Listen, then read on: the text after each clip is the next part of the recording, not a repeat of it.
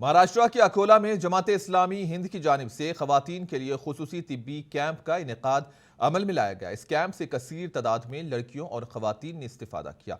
ये कैंप हल्के खवातीन के ज़ेर एहतमाम अकोटफेल की अलफलाह मस्जिद में मुनक्किद हुआ। इसी दौरान खवातीन को बेहतर सेहत के लिए वर्जिश और एहतियाती तदाबीर अपनाने पर जोर दिया गया।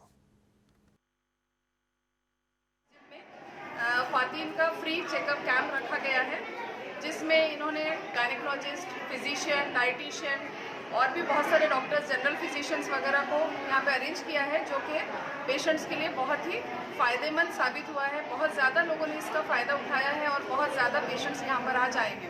जमात इस्लामी हिंद के हल्के ख़वातीन की तरफ से MSS और ये फलाह आम ट्रस्ट की तरफ से आज ये कैंप यहाँ पे